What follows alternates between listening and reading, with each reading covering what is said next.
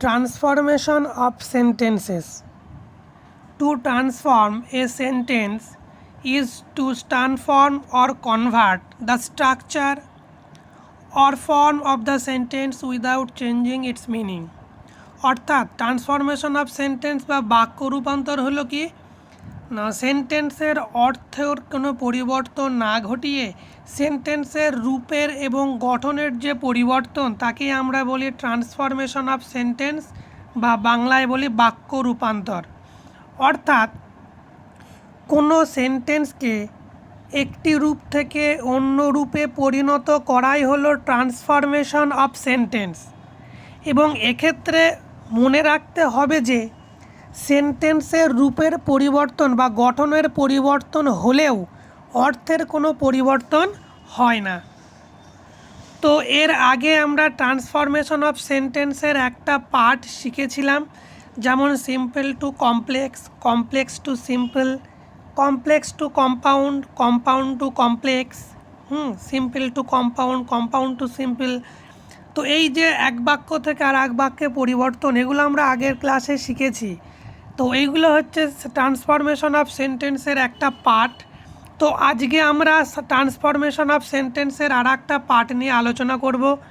তো আজকে আমরা যে পার্টটা নিয়ে আলোচনা করব সেটা হলো অ্যাফার্মেটিভ টু নেগেটিভ বা নেগেটিভ টু অ্যাফার্মেটিভ। তো চলো আমরা এর বিভিন্ন রুলসগুলো ভালো করে জেনে নিই, কীভাবে অ্যাফার্মেটিভ থাকলে অ্যাফার্মেটিভ থেকে আমরা নেগেটিভ করব, তার বিভিন্ন রুলসগুলো তোমরা খুব ভালো করে ফলো করো। তো ডিয়ার স্টুডেন্টস, তো চলো এখন আমরা শিখব কিভাবে অ্যাফার্মেটিভ থেকে নেগেটিভ, নেগেটিভ থেকে অ্যাফার্মেটিভ করতে হয়। হ্যাঁ সূচক বাক্য থেকে না সূচক বাক্য, না সূচক বাক্য থেকে হ্যাঁ সূচক বাক্য। তো রুলসগুলো দেখো, এখানে 1 2 3 4 করে অনেক রুলস দেওয়া আছে। আমি একটা একটা করে রুলস তোমাদের বুঝিয়ে দিচ্ছি, নিচে এক্সাম্পল দেওয়া আছে, বোঝার চেষ্টা করো। অনলি, অ্যালোন, মেয়ারলির স্থানে ব্যক্তি, যদি ব্যক্তির আগে অনলি বা অ্যালোন থাকে তবে সেক্ষেত্রে আমরা নান বাট বসাবো। যদি বস্তুর আগে অনলি থাকে তাহলে আমরা নাথিং বাট বসাবো। আর যদি সংখ্যার আগে থাকে তাহলে সেক্ষেত্রে আমরা নট মোর দ্যান বা নট লেস দ্যান বসাবো। উদাহরণস্বরূপ দেখে নিই, দেখো, only Allah can help us, none but Allah can help us. He has only a ball, he has nothing but a ball. তো এগুলো লক্ষ্য করো যে ব্যক্তির আগে অনলি, যার জন্য আমরা নান বাট বসাচ্ছি, বস্তুর আগে অনলি, যার জন্য আমরা নাথিং বাট বসাচ্ছি। আবার শেষেরটা দেখো, শেষেরটা কি বলছে, হি হ্যাজ অনলি 10 টাকা, he has not more than 10 টাকা, তাই না? তাহলে এক্ষেত্রে দেখো, সংখ্যার আগে যদি অনলি বোঝায় তাহলে আমরা কিন্তু হ্যাজ নট মোর দ্যান বসাবো।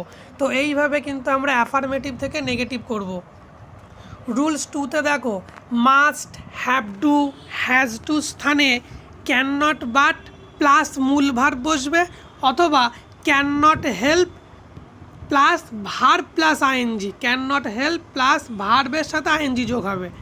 We must obey our parents, তাহলে we can not but obey our parents, আমরা ক্যান নট বাটের পর ওবে বসিয়েছি মূল ভার্ব। আবার উই ক্যান নট যদি হেল্প দিয়ে করি তাহলে ভার্বের সাথে আইএনজি অর্থাৎ ওবিং হয়ে যাবে। তো সেক্ষেত্রে দেখো, উই ক্যান নট হেল্প, হেল্পের পর ভার্বের সাথে ING, we can not help obeying our parents. Rules 3তে দেখো, বোথ এবং অ্যান্ডের স্থানে নট অনলি বাট অলসো প্রয়োগ করবো আমরা। বোথ অ্যান্ডের স্থানে আমরা নট অনলি বাট অলসো প্রয়োগ করে কিন্তু অ্যাফার্মেটিভ থেকে নেগেটিভ করব। যেমন both Dolon and Dola were excited, not only Dolon but also Dola were excited, ওখানে এক্সাইটেড করে নেবে। হ্যাঁ, এখানে প্রেজেন্টাতে এখানে যে এক্সাইটেড করে নেবে তোমরা। রুল 4এ দেখো, অ্যান্ড যদি দুটি শব্দ যোগ করে তো সেই স্থানেও কিন্তু নট অনলি বাট অলসো প্রয়োগ করব। অর্থাৎ অ্যান্ড বা বোথ বা শুধু অ্যান্ড থাকলে আমরা নট অনলি বাট অলসো প্রয়োগ করে নেগেটিভ করব। যেমন দেখো, he was obedient and gentle, এখানে দেখো অ্যান্ড আছে, তাহলে এক্ষেত্রে আমরা কী লিখব, he was not only obedient but also gentle.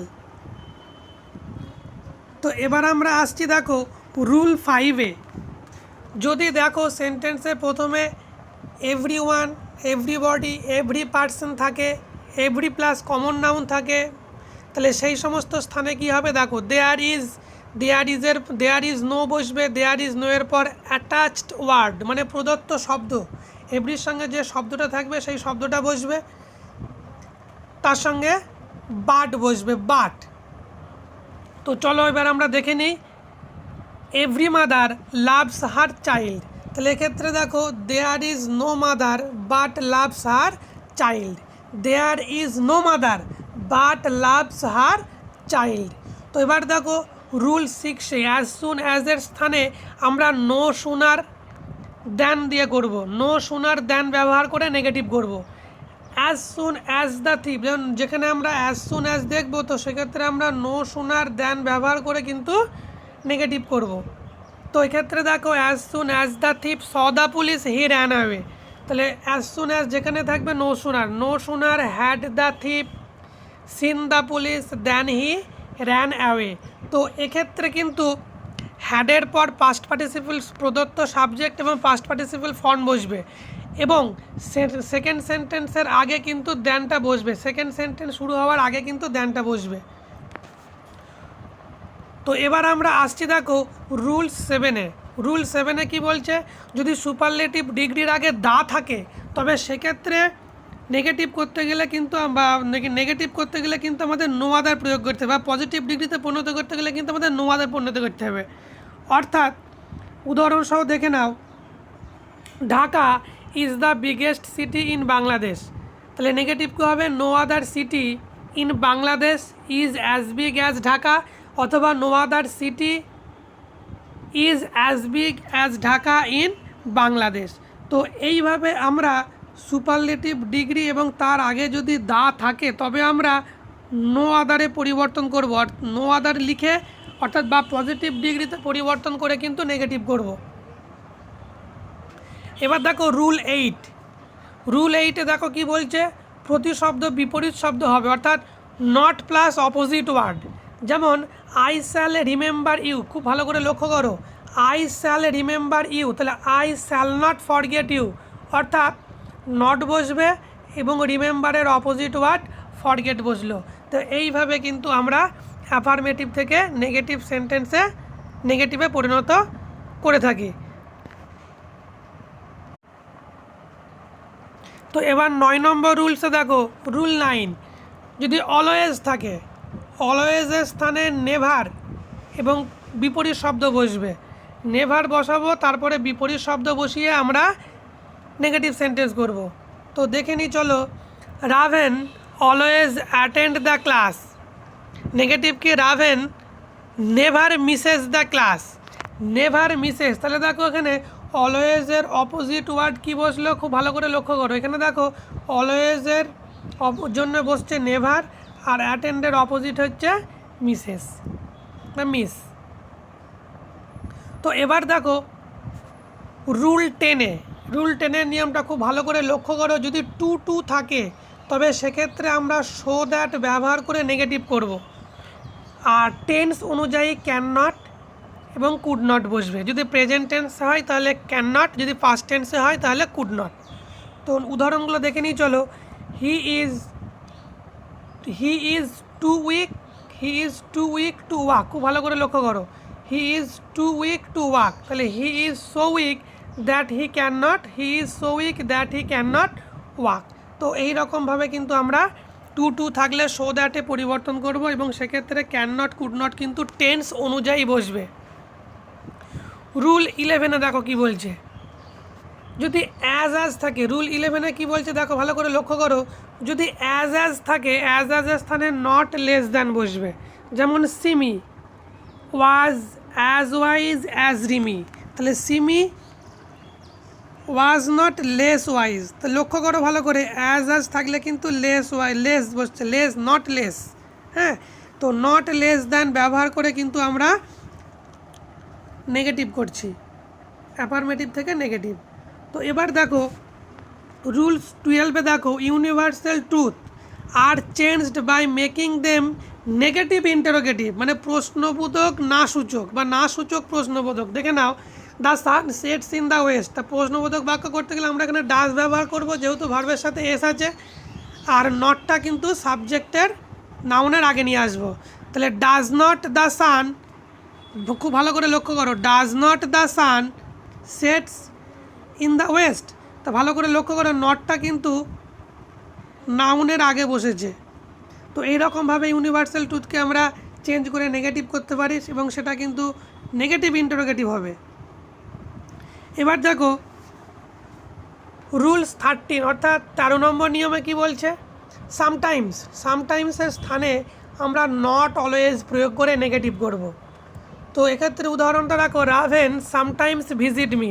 তো যেহেতু সামটাইমস আছে তাহলে এক্ষেত্রে আমরা কী লিখব, Raven does not always visit me.